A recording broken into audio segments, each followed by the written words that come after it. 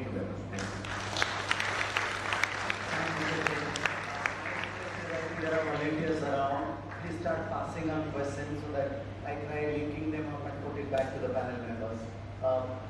Please remember, some of the ideas are coming up, their personal experiences, their personal role models, the challenges they've had, and how quickly they're taking that. Please remember that beyond this also we are going to request them during lunchtime, in case their question is not answered, think of, but be very precise that you get the best out of the panelists. May I request Dr. Sudhakar to go ahead and please pass on the questions you have to the volunteers if it comes back. Good afternoon. First of all, I'm extremely delighted to be here, being in midst of so many young people and in a business school and in a great setting, and also talking about a topic which is something very close to my heart, and that's my day job, So thanks for this opportunity to IIM LS. First thing is, there are only three things that I want to talk about. Every speaker talked about the definition of innovation, what is innovation, what are some of the things that people are doing. Starting with the definition for innovation, sometime back I read in Economist, it says that, it's a great definition by the way, I think it says something like this, it's fresh thinking that creates value. I mean, there are only two words, right? It talks about fresh thinking, so whatever ideas that you are coming out with, that is something it has to be new. If it is already been done, then it's not novel, so probably that's not innovation. So it should be fresh. The second thing is, it should create value. At the end of it, you may have great ideas, you may see a lot of pictures, and this can be done, that can be done, it is cool, all those kind of things. But at the end of it, in the business context, if it doesn't make money, it is not innovation. I come from corporate setting, so whatever I'm going to speak now, I'm trying to bring the perspective from the corporate and trying to generalize it when we want to make India an innovation hub. In the corporate setting, whenever we work on ideas, some of the things that we want to come out with a universal definition for innovation. So the definition we try to use is all about putting new ideas to work to create distinctive competitive advantage. That's the definition that we use. Putting new ideas to work. So one is you need to come out with new ideas, and just because you come out with ideas, you won't become a hero like all the people talked about. You need to go through the implementation phase. That means you are putting it to work. The third piece is, just because you implemented an idea and proved that this works doesn't mean anything. You need to create distinctive competitive advantage. That means you should be generating value, you should be generating wealth. Now that is in a corporate setting, right? Now if you want to talk about something like a country and you want to put similar definitions in place, the way you can think about is again putting ideas, new ideas to work to bring about change. If you look at what Mr. Pradeep talked about in the beginning, the keynote speech, it clearly talking about the rural marketing, the Project Shakti. I mean, I happened to listen to a presentation on Project Shakti, so I know a little bit more about it. So it clearly talks about you're bringing about a social change, and that in a country setting it becomes extremely important. So the definition, these are the key aspects you need to keep in mind. First thing. Second thing, if you go back 10-20 years back, or if you talk to a lot of people, the conception about innovation is all about, okay, this is a lot of research, it has to come from an academic institutions like MIT or IIT or those kind of things, or it has to be a product, or it has to be a lot of capex that is involved. So the definitions are very different. Really, if you look at all the examples that the earlier speakers have shown, the definitions are not, the innovation is not about a product. Sometimes it's not about a product. If you look at the Starbucks coffee, the experiments have proven that the coffee is not a great coffee, taste-wise. But the way they created the environment around it, the experience that they create in the Starbucks facility, that's what is the innovation there. Or if you talk about any of the other examples, if you look at iPad, what what we call as a great innovation. If you look at all the pieces within an iPad, everything is something which has been there before. It's nothing totally novel, but the way the whole thing is put together, the way the business model innovation has been done is something which is different. As students of business school, you need to start understanding that innovation is not about research in a academic lab like a engineering school or a technology organization. I'm not saying that it's not important, that's extremely important, but at the same time, you need to look at the entire value chain in terms of how the product is sold, what are the different distribution channels, how the customers perceive it. You need to start thinking about the holistic view and start thinking about where you can innovate. So we talked about the definition of innovation, where you can innovate. So there are many examples where you can innovate different things. The most important piece that I want to talk about is what is called as innovation ecosystem. People these days are not competing on products. You may have a great product. For example, we talked about Tata Nano. Tata Nano, technically, if you look at it, great features, cost-wise it is low, but having said that, it's not as much of a success as people perceived it to be, or as the Tata's expect it to be. It is all about you need to start thinking about what is the ecosystem you are creating, and are you competing with the other ecosystems which are equally strong, and how do you make your ecosystem more competitive. Now let me talk a little bit more about what is ecosystem. When you talk about ecosystem, there are a few attributes that you need to consider to define an ecosystem. The first thing is about the academia, the academic or research partnerships. What kind of academic and research partnerships are there? The second thing is the availability of talent. The third one is access to low-cost labor.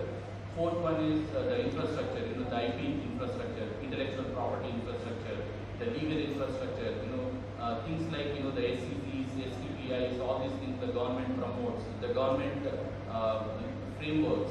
Those things become extremely important. And then the fifth one will be the access to the market, the customers and the market. When you have all these pieces, then you can say that you have got a good ecosystem to innovate. Also the funding mechanisms and the funding sources, the venture capitalists and the angel investors, those people need to be there. Then only that innovation will succeed. Why this whole thing is important is if India wants to become an innovation hub, we need to start thinking about where should India become an innovation hub, on which areas India should become an innovation hub. It's not about doing innovation. It's about becoming an innovation hub. What it means is, what are the innovation ecosystems we will create in this country? Is it an aerospace ecosystem? Is it a automobile ecosystem? Is it a pharmaceutical industry ecosystem? What are those ecosystems that we want to create? When you say you want to create that ecosystem, you need to now start getting into the attributes that I talked about earlier. Do we have the world-class research facilities and academic institutions in these areas? Do we have the talent which is globally competitive in these areas? Do we have access to the low-cost labor to do the production and things like that? Do we have the funding mechanisms? If an entrepreneur comes with an idea, are there opportunities to provide funding to take this idea to fruition? And then finally, the entire setting of do we have the customer and market base within this country for these things? So we need to look at all these parameters and start thinking about what are the ecosystems we want to develop in the country, and also be competitive. If you don't develop that entire ecosystem, whereas if you just focus on a research institution or just on a customer access, that won't be successful. So the point I want to make strongly is about, it's all about competing on ecosystems and understanding what is an ecosystem, where we want to compete, and then the question comes, how we want to do it. Thanks for your time, and I'm sure we will. We are not leaving you. Please come back. Thank you very much. Sorting out the questions. Way I'm saying is that my request is now as we quick round. Same thing, I will start with the ecosystem. My request is two things. Very important in the mind of the young MBAs. How do I add value in the innovation chain? So suppose you are recruiting two of these graduates from this business school, and I am one of those MBAs, and what is it you expect from me in your setup? That is one. Second is, will start with also with your ecosystem. Like if Jugaad is the ecosystem versus system is the ecosystem.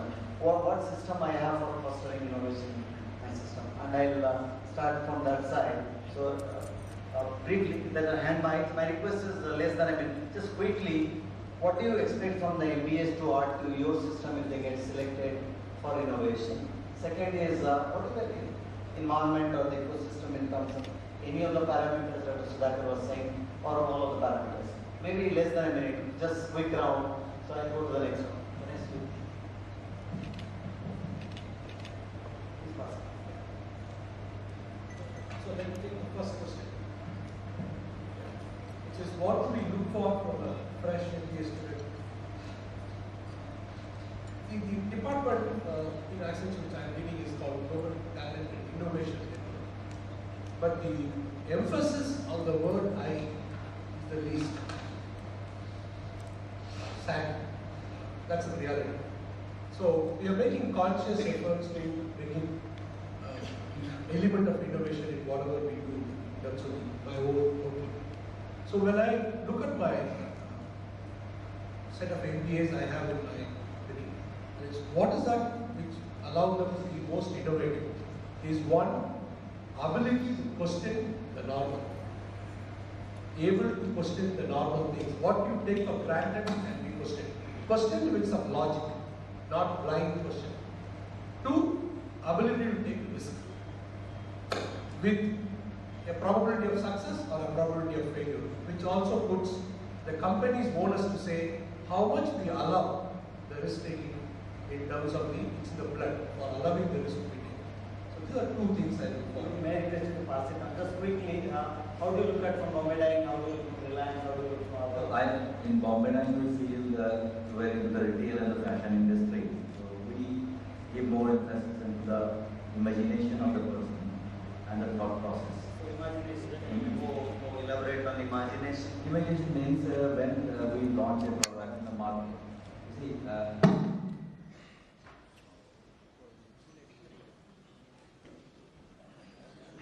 perceive the need of future and how to come out with a new idea of the product for the consumers.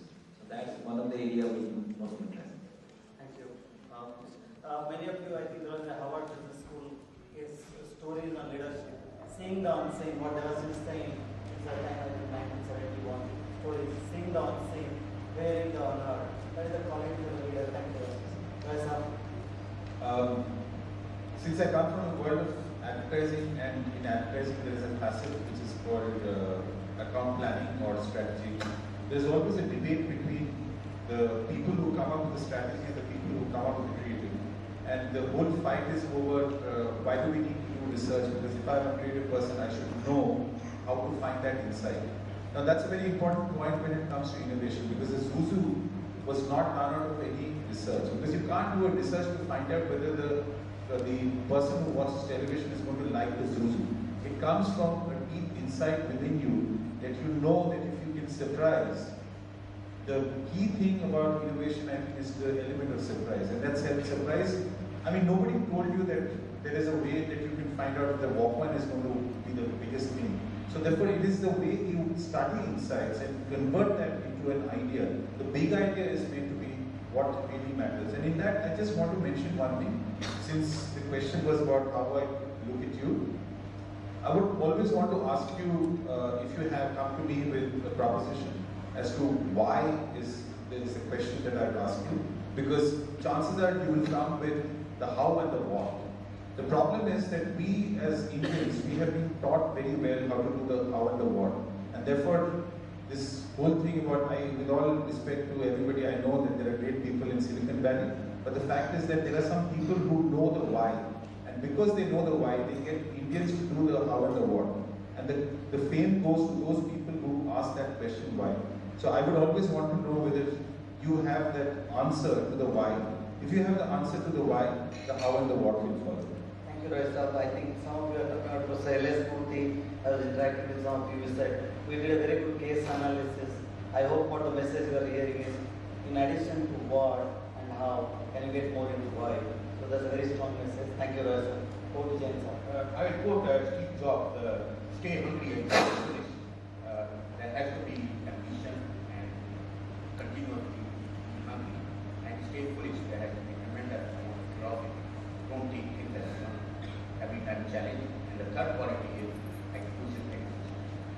So ambition, hungry, then you say,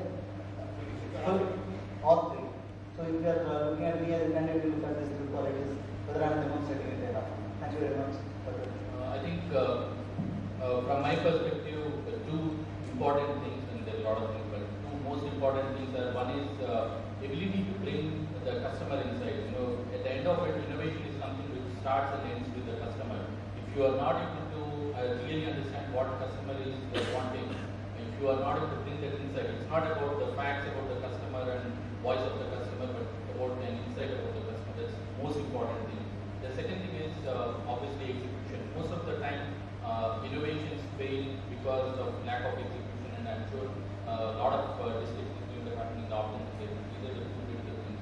Thank you. I just want to tell you, Dr. Sukit Prahlad, one of his last pieces I was talking in the mind he has done 2 or 3 great examples from India in the book New Ways of Innovation. He and other Michigan professor wrote together. They have quoted, including all others, the ICS studies.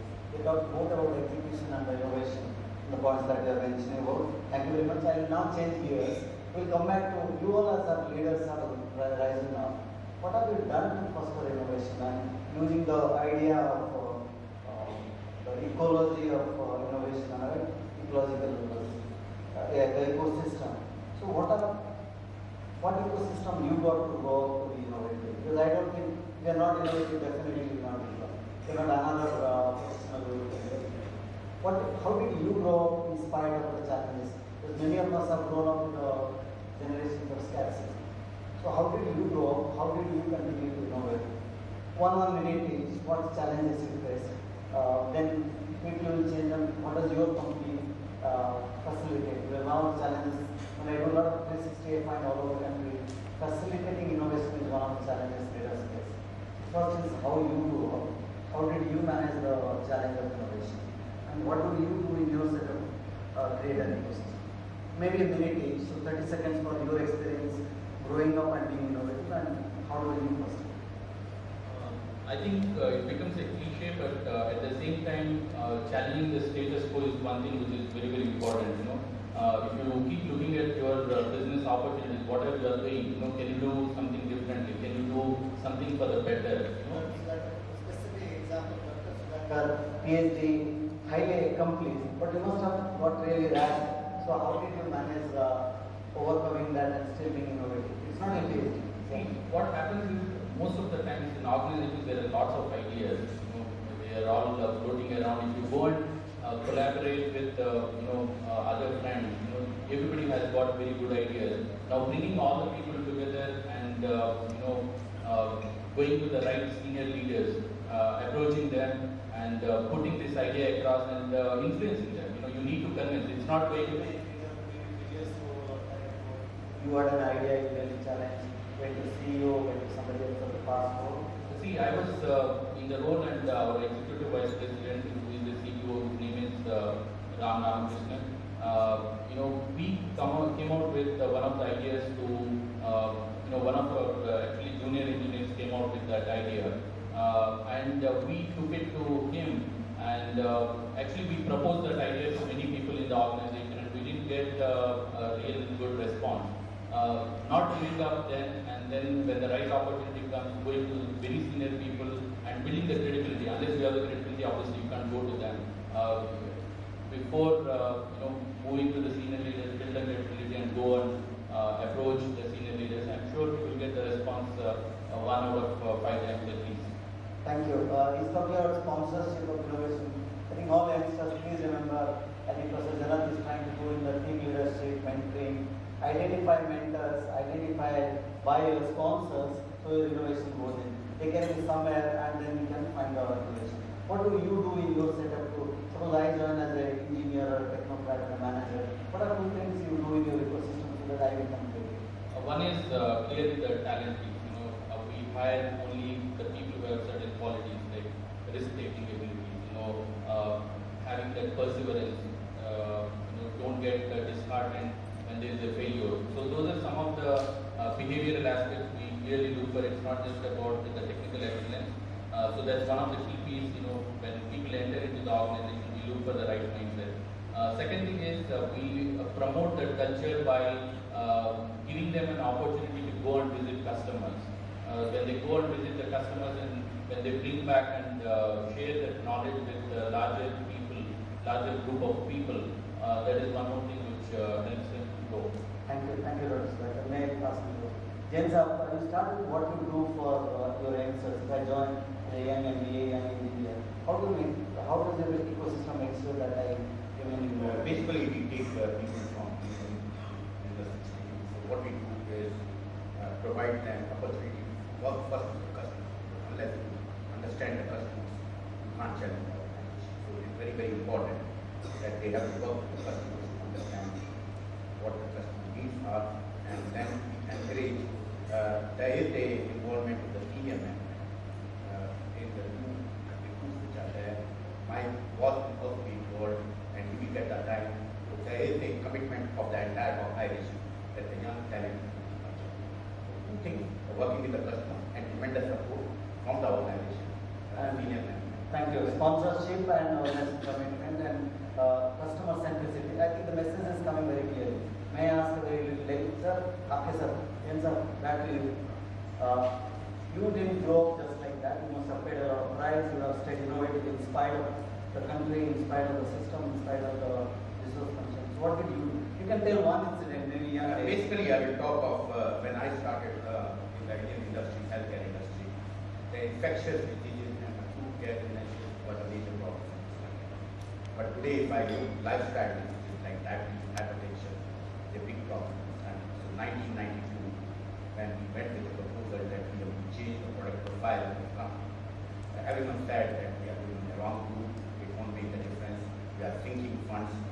So we worked with the customers, we worked with the top diabetologists of the country, we created a lot of epidemiological studies in this country, we went in collaboration with the best companies that were known audits and created the total range of the products.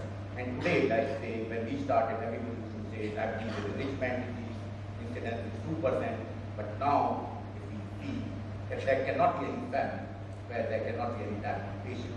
But it was a journey to create ownership in the organization with the customers. There were failures in the initial stage, we didn't make money, but there was support of top management over a period of time. Initially, yes, there was resistance to top management. Then you start demonstrating that with the customer database, that it is the right thing to do.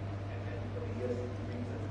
So customer centricity, proactivity, seeing ahead of time, staying focused. So when your chips are down, can you tell one or two people who supported you? Do you remember those people? Yeah, initially it's the customer who supported and the sales force who supported, because my top management could see the opportunity which was there. So there were many times that whether we were taking the things right, because top management is away from customers. So they don't support many of the time. They will say that you are doing the wrong thing, then you have to persist, you have to demonstrate it's not more success. And sometimes they can be a great champion of your cause, because they are closer to the customer, they are seeing the trend, they are seeing early success. So when you take top management to the customer and to the sales, it starts building. Thank you. So customer centricity, keeping your ears close to the market and influencing upwards, staying focused and persevere. Right, sir?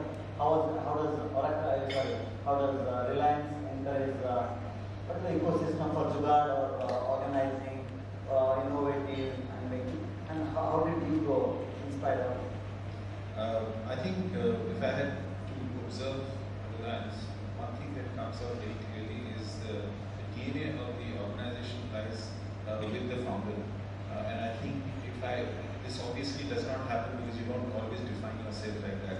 But if there was something like you asked Dilbhai Ambani why you exist and the why part of it, I think he would have said that I exist because I want to be successful by empowering a lot of other people. I think that is the DNA of Reliance. If you really look at it from the point of view of moving out into a retail framework work in terms of equity, where ordinary people who never would have thought of investing in a company and getting the money from those some 25 lakh people to come in as investors, that is the DNA of the company which still continues. And that, I think, is a wonderful way of ensuring. It's a question that you ask yourself, which is, whatever you're doing right now, will it empower the masses? If it does not empower the masses, this is not worth doing. It's not about being mass market. It's not about doing a business which will be sort of having a huge market. It's not that. It's about ensuring that you're going to be doing a business in which, in some way, will touch the bottom end of the pyramid, so to speak. That, I think, is what I have observed, and I think it's a way of ensuring that you're always on the right track. I am not a large shareholder. I own 5 or 10 shares, and it has grown. But if you read the annual report, you'll find year after year there are messages of risk-taking innovation and getting closer to the shareholder as a customer. Now, little about yourself. I know you said you are a creative person, and rising to the president and being in the chairman's office is not a very small task. I remember some you worked with Jack Wells or with Mr. Narayan Murthy, and you have been consistently there. So, how did you continue to be innovative in spite of one knows about Dhirubhai Ambani and one knows about Mukesh ji, and changing with times, helping the company changing with times with your innovation? How did you manage that? What struggle? How did you continue to be innovative? It's a tough question because at times you don't. I believe that when you say that you're a creative person, I would like to believe that we're all very creative people, because at the end of it, there is something very creative in all of us. And I remember this fight between the father and the son. This was my brother-in-law who had a tea garden, and his son who wanted to be a filmmaker, and he told his father, "I'll never join your business because you're not creative." And the father, who was a tea garden owner, he was very hurt, because he said that we realize how much creativity goes into putting up a tea plantation. So I like to believe that we're all creative, and the only thing that I think has helped me to be where I am today is the fact that I try to think in an original way. By that I mean that at times you actually push yourself to come up with something which somebody has not done. Because when you try and replicate another idea, there's nothing wrong with it, for as long as you actually replicate it in an original way. Let me give you an example of that. What I mean by that is that suppose you were to take the whole idea of the dabba wala. It's not about creating another system by which you will reach dabbas to people, but within that there is an idea. The idea of the hub and the spoke, and how each small part is contributing and actually making that work. I would expect that if you can make that happen, that's equally an original execution of an idea that has been already executed by somebody else, but you are using it in another way. So I like to believe that in my life, what I've always tried to do is to try and look at it in a different way, do it in a different way, not trying to copy somebody else and what they have done. And I suppose that has been also my mantra, because though I'm old-fashioned in a way, because we're all Indians and we're all very courteous and all that, but at the same time, I think irreverence is a very important requirement. I mean, unless you're irreverent, you can't quite challenge the system, because you're always made to believe that you have to follow what your boss says. Now your boss is supposed to be telling you what to do, but that doesn't mean the boss expects you to say yes to everything. What you're supposed to be demonstrating is not an irreverent attitude, but you're supposed to be perhaps expressing your irreverent creativity, which means that you have a creative zeal in you, which is irreverent, and therefore you are always going to maybe humbly and your own style come up with a suggestion which actually the boss might say, yes, that's a pretty good idea, let me try that. I think it's not about every boss being like that, but I think I've been fortunate. So I don't want to give the credit to myself. I like to believe that I've been fortunate in being able to demonstrate originality or creativity or whatever it is. And I've also been fortunate for the fact that I've had bosses who recognize it and let me do it. I've made mistakes. And I think Reliance, if you ask me, is a wonderful place where if you make a mistake, nobody ever tells you that. That's because everybody's making mistakes in Reliance, and that's recognized. Yes, please be aware, I think, be very sensitive to idea. John Butterwell back in 1978, I think he wrote an article called Managing Your Boss. You think that politics is Indian reality. There is certainly what Mr. Roy is saying, having supportive bosses, but it also means he has understood the process. He's managed with both the father and son, and then the different CEOs of different LOBs. It's not very easy, and he worked with Mudra, HK, a very complex environment, work, influence, understood, and still persevered, showing the disagreement with the bosses. I go back to Devashish and still passing on one question. So how is it how you grew up in spite of your technical excellence and managerial excellence, and how does your organization? No, coming to your first question, that what kind of personal challenges we had faced in our earlier time. You see, I started my career in the export marketing. So I used to travel a lot in those days, and I used to be a salesman. So the one of the innovative idea at that point of time which I implemented is that in those point of time, whoever used to travel, it has to be the salesperson or the other person of the organization. I realized that if the designer can travel along with the salesperson, the understanding of the customer's need can be much better understood and accordingly can be implemented. So in my earlier time, I was one of the pioneers from the textile industry who introduced of taking of designer in the sales too, not for a trade fair or not for any other seminar.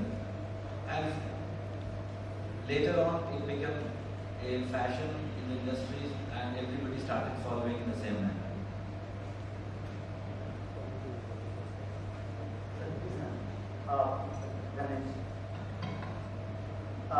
After this, I'll pass on from specific questions, but I'm sure coming from a good engineering college or a good business school, and Vanessa's background, it didn't start with Accenture. He says rich background. How did you manage to sell through? And what has been your journey creating innovation in spite of the challenges? Second is, of course, you can talk, if I may request, after you talk about how Accenture facilitates, and talk about innovation and idea from social innovation. Deputy on that side. Very precisely. Yeah. Number one, I was fortunate to be taught by a professor like Janisha in some place. That's always been an inspiration.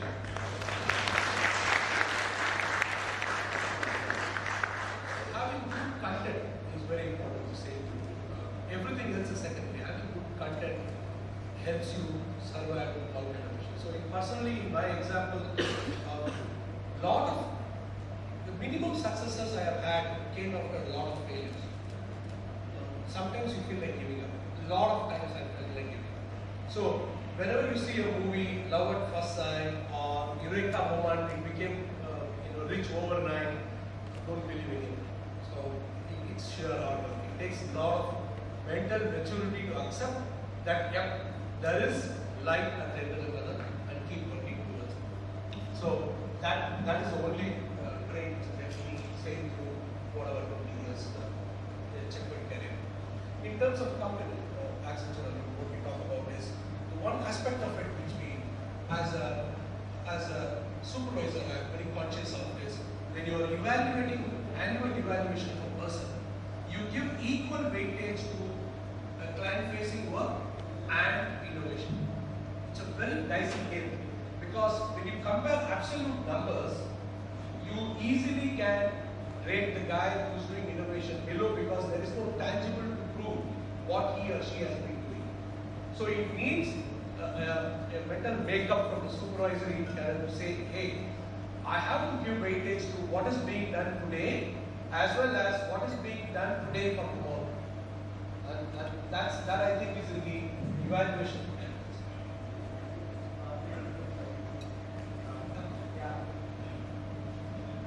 You can sit here. Really what I'm doing is I'm keeping it open to the panel for questions. They'll summarize and we can Mr. Pradeep asked questions at macro level. My request is you can combine those three questions. The questions was how as a nation we can do, how we as individuals can be part of that. So Chris, please. Yeah, I think getting the questions are around how to innovate around administration and beyond business.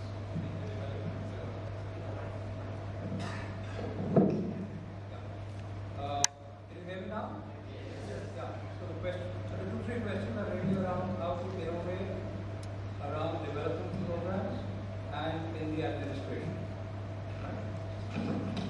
I think today you have some of the answers. Still a few years back, if you asked me this question, it would be much more difficult to find. But the kind of technology that we have today, if I take, for example, the National Rural Employment Guarantee Program, which provides employment to 44 million people, and they spend 44,000 crore rupees annually on that program.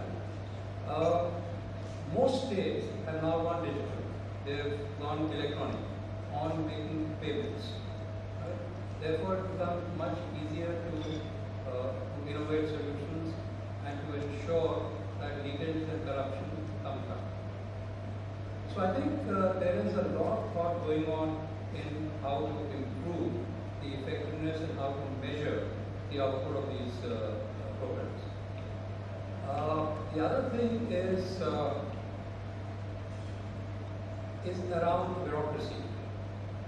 I think that today is the biggest stumbling block in our country, because there is no scope for innovating solutions in administration, because the legacy has been handed over to us by the British.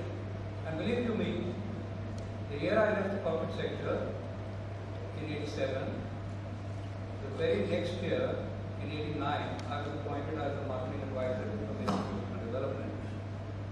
And I could just not figure out how they work. Because in the government, there is a file, yeah, and on the left side, there is a margin, and everybody has to write his comments on the file, and what is called noting. And after the noting is done, then you have a string you tie around that thing, and there is a particular way in which you are supposed to throw the file on the ground. Create that impression that all the IIS officer and low cost. I think the major reforms in innovation is required in the programs. And I don't have the answers for it, but I can tell you it's the most frustrating thing when I was asked to write notings and comments on these files, because I became part of the system for a short while. And the last question is around, how do you handle failures? This is a question I want to take up because in our organization, we actually celebrate failures. And, the average age group in my organization is exactly half my age. So obviously, people are coming from the background of fear that how the boss whose guys are going to look at failure. What I tell people is, if you have applied the most uncommon thing in this world, which is common sense, then I will not hold failure against you. But if you have applied high funda, a lot of theories, and a lot of what you learn at management schools, a lot of jargon, I have banned jargon in mind. The one thing I detest is jargon, because I believe that when you don't understand something, then you hide behind that. If you understand something, then you are able to explain it much simpler. And the most difficult thing you have to do things very simple. And that's why even failure is something that we complicate. If you do things with common sense, if you do things with intuition, I think intuition is a highly undervalued commodity in management education. It must be all logic. But I believe that all answers lie within us. So we have to deep dive into our own selves to be able to come out with the right kind of answers. And failure, when we always have a meeting after the failure, we always document the failure, we always share it with the client. Because we believe that if you hide your failures from your clients, then you are not being true to the client. And our respect for our clients has gone up significantly because they are totally open about sharing our feelings. And often the client turns around and says to us that we understand why you fail. But see, if you don't share your failure, then you are trying to hide yourself behind all kinds of things. Thank you, sir. Thank you very much. I think we have to.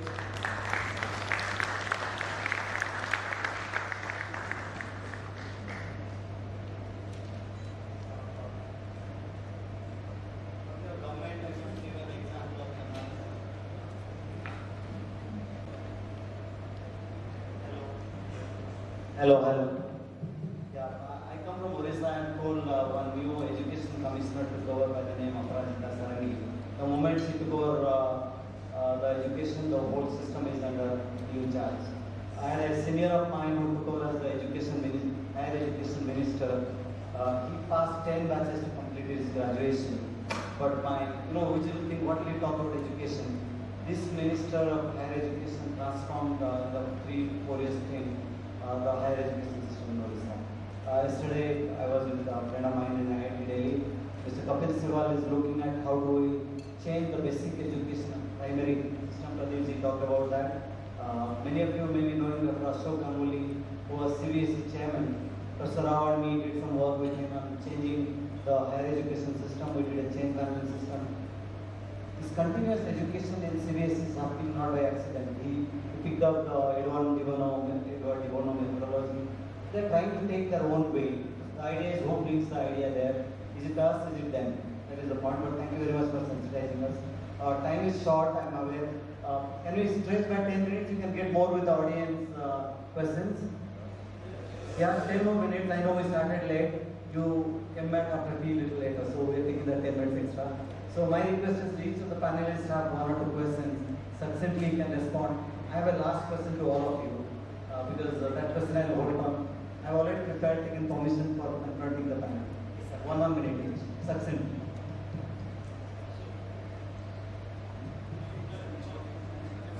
Okay. The question is about Mr. Ganeshan opened the presentation about volatility and ends up with repeatability. How do we link the opposite to the spectrum? Very impressed. Even in the madness, there is a method. So, whenever you see volatility is one end of the spectrum, but how do you organize the innovation culture within your company is a science.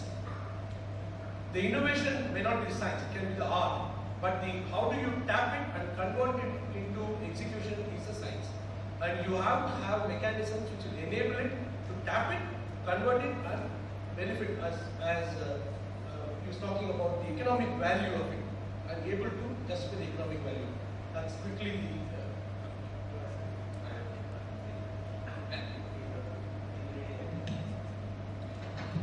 I have a question about the issues about India where you're taught not to ask questions and not to be curious, and how this kills innovation, and what would you do as a strategy to encourage innovation at organization level?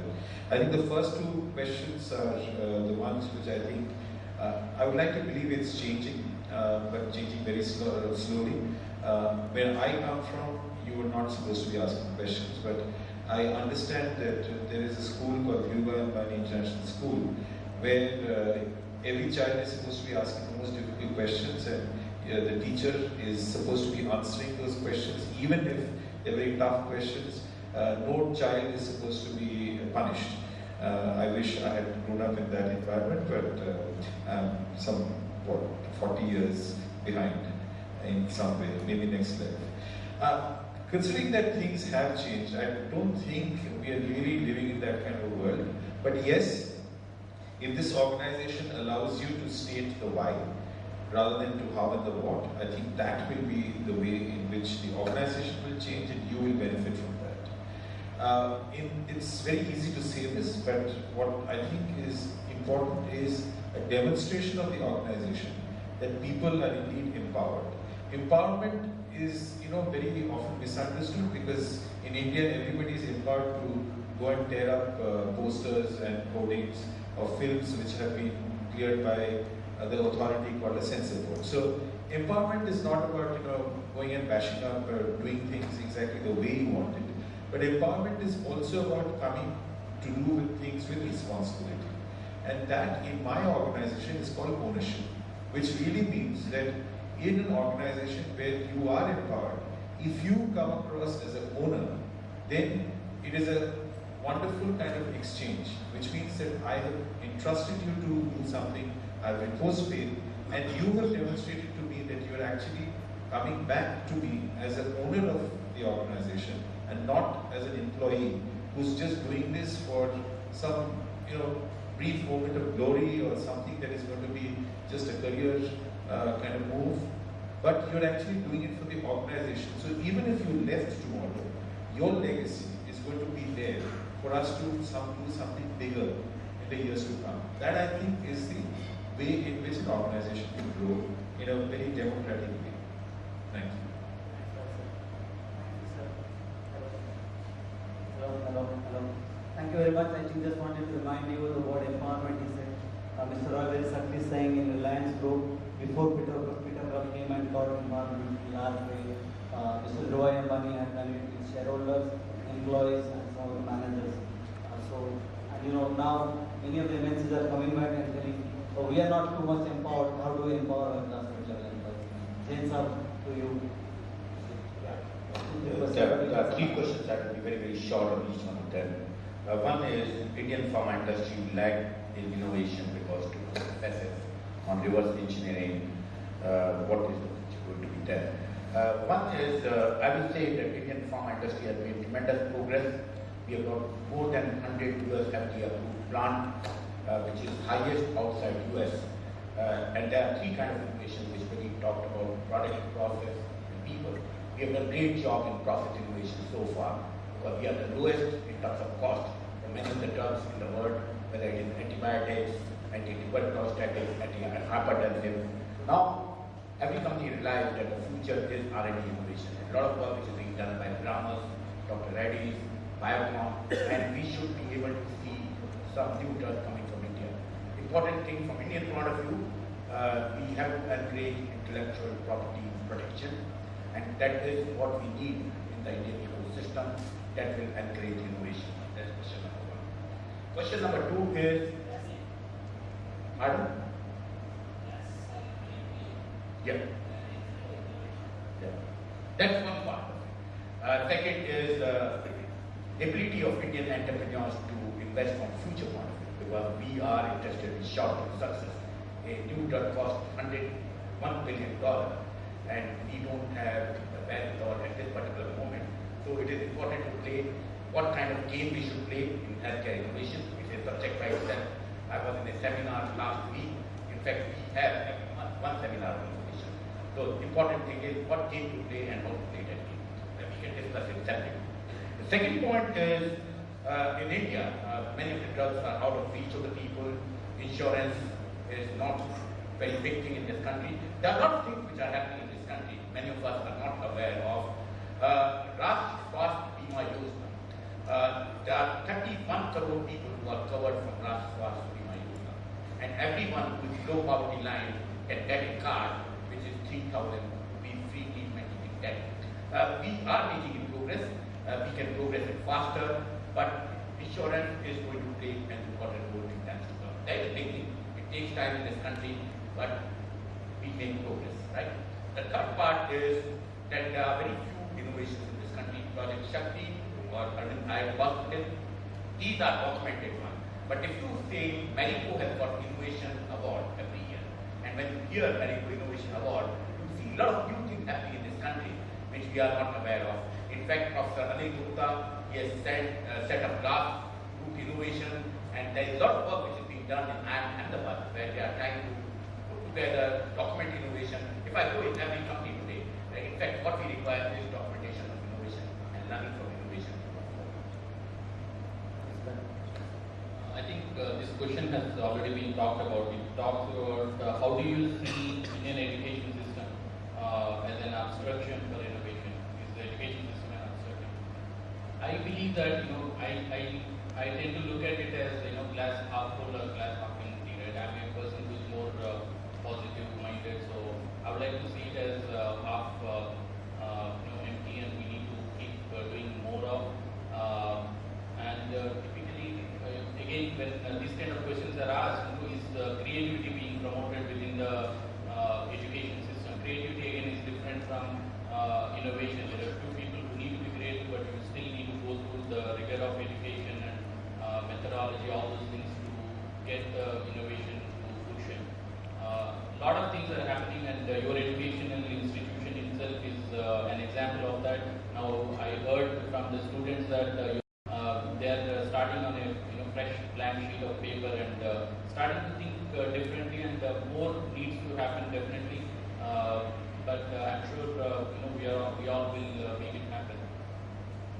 I think I'll just, my teacher asked a question, does IP, Professor Ranganathan, you are the professor of economics, that's really IP, does it lead to innovation? I'm very positive, very optimistic. I want to say that Rudillo was in the Jackwell Center, did very well, now is in Albany, New York. Most of the MNCs, same people who work here, they are outboard, and the same people they work in headquarters or in the global research centers, measurably disparate. So it is shocking. You will find the same Indians having 5 patents. The moment they come back to India, you find no patents. Even if company gives the same reward or more reward, that is one shocking. I'm today remembering my great mentor who is no more, Dr. Bawanda. I don't know how many of you knew. He was holding the ITC chairperson of research. I was working in BPL. Proactively in 96, 97, I said, sir, you want to talk about technology management innovation? Yeah, you guys are doing well, market leadership, why you want me? I said, sir, I don't know why you want, just come and study. He did about 7-8 workshops with our technology team. After 6 months he comes back, he says, I get Ramu Ganguly, ex-Livers man, he is doing on patent, let him teach. I said, why are you getting so concerned? He said, are you aware, LG has come, in a year they have patented 60 patents in India. 3 years down the line, BPL will have, everything that you do, you have to take LG's permission. Today you are the market leader, tomorrow you are no one. The founder is not there anymore, he was the professor of PMTC and Institute of Science PhD. He looked at patents 10-15 years back when the early liberalization was happening. We can go on. I think I want to link, I know students have questions. My request is if you open this in break time. Professor Janak, before we all came to the dais in a very subtle way, he offered some space to all the thought leaders here, and we are going to talk in the afternoon. He talked about collaboration. I am here, I am inclusive, we have foreign collaboration. You, the thought leaders here, do you have something to offer? Why I am bringing back 1990-91? I did a lot of research in Bhubaneswar, right from all over the country. Collaboration for stimulating research. I am saying pre-liberalization time. I was teaching HRM. I went to CISR labs, I went to ICR labs. I remember going to RRIs. I met about 150 scientists. I am not a scientist, I am a literature graduate, I understand, meeting those scientists. I said, oh, how are you fostering collaboration? He says, our idea is to collaborate. I am afraid we are frog in the well. Even if you want to collaborate, we don't have anybody to collaborate. That was 20 years back. So my last question, purely on optional basis, starting with the basis, and panel can choose. Are you fostering collaboration? Like Professor Janat's offer, that I am eager, I am an academic institution, I am eager to collaborate with all of you. Are you willing to collaborate? There is space for collaboration. Do you do that? Does it lead to innovation? 1 or 2 lines each, and then we'll close with my summary. Only there is no posing. So, see, collaboration, classic example is open source. See, without collaboration, open source doesn't exist. And the pace of progress accelerated if you do collaboration. That is true for collaboration with customers, collaboration with your colleagues, and collaboration with your suppliers. So, the pace part of the 5 frameworks I talked about is lacking upon collaboration as a factor. You want to tell your example? Since we talked yesterday, you want to talk about Stanford 1 and 1. Yeah. There is a study by Stanford University which is studying the health of the textile industry SMEs in the Maharashtra region to ensure how they become getting the fundamentals right in financial management and basic management. And that's being executed out of a project from my current company. And we are educating the owners of SME companies, small and medium enterprises, to be self-sufficient in management fundamentals. Since in case you are aware of any collaboration, do you set up, do you with academic institutions, do you design? In our industry also, the collaborations always do exist, be it a collaboration between company and the institutions or, as you say, the customer or the vendor. So I believe there is a complete value chain, and in this value chain, everybody has to participate. And this relation between vendor or supplier, that kind of situation has gone away. So collaboration is highly needed, and then only we as a team can progress, or society or the country. So I know you have. As far as collaboration is concerned, I think the success of Reliance is based on that. We always collaborate with our partners. We have a very tough starting point because when we start collaborating, we ensure that we are getting the very best out of them. Some of them hate us for being worse than the Chinese. Sorry, no offense to the Chinese, but we're supposed to be like that. But I think it comes from the pragmatic way in which we do business. Because at the end of the day, if you're getting into a relationship, the relationship has to be such that every stakeholder must benefit from it, and the shareholders should also believe that it is a good collaboration that we got into. Having said that, as a kind of a very helicopter thing about collaboration, let me get down to specifics. I mean, I've heard about what kind of collaborations we could do. Yes, in the whole ecosystem of Reliance, there are so many collaborations that we can get into with your institute over here, but I've just realized that there's something very interesting that is happening over here, which is the focus as far as rural is concerned. And let me just take your attention away from this big,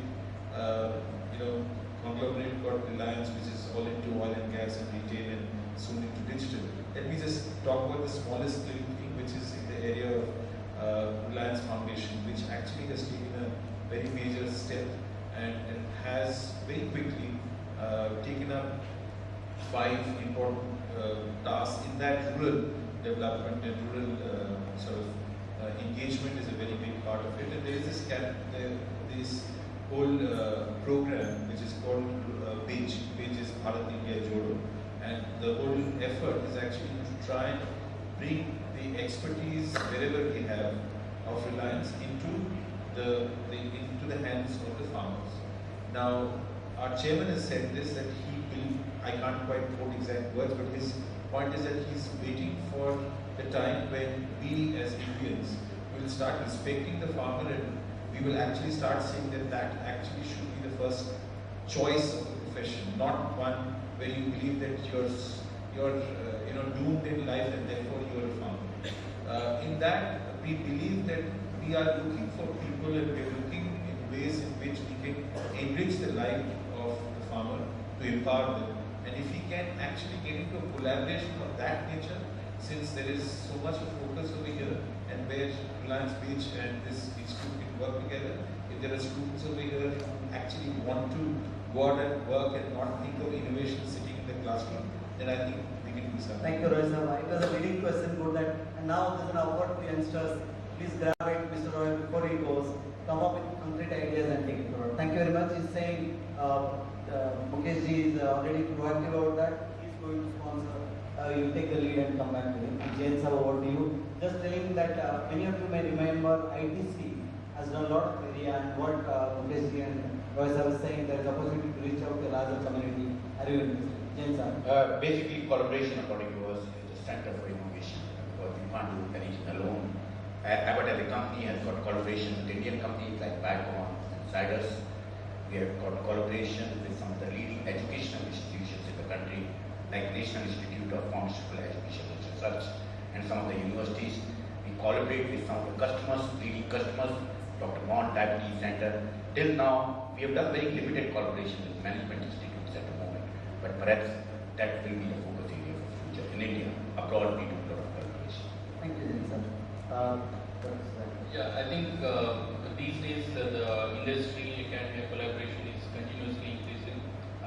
Even within our organization, though we are very technology focused organization, we have a lot of collaborations with the Institute of Science, IIT Mumbai, University of Pune, National Chemical Laboratories in Pune. These are all the part of the ecosystem. Unless you collaborate with the external institutes, you don't grow, because the R&D funds are limited.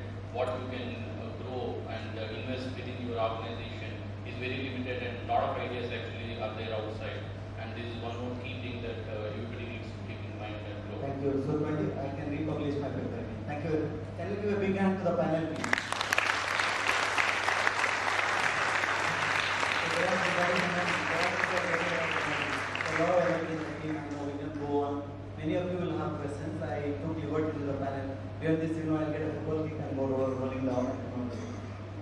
Just want to summarize two ways. I think both there are two sides of the coin. All the panel members in their own way, they said you are likely to innovate, provided 2, 3, 4, 5 points. Is first starting with your attitude, risk taking. I think whatever Professor Janath has been saying, and many of you are telling in the classroom on the corridor, taking risk, being entrepreneurial, handling failure, perseverance, and overall a positive attitude to take the organization and step forward. That is one. Second thing, I think all the speakers are saying in their own way, we have had challenges, but we didn't give up. We are here in spite of the challenges. We are here in spite of the failure, but we had a purpose, we had a vision. We wanted to make a difference. And you can see the fire in the belly. We still want to continue to make a difference. Take the country to the great heights. I just went to Beijing and came back. I was telling Professor Janab, I said I was feeling shattered. I knew India is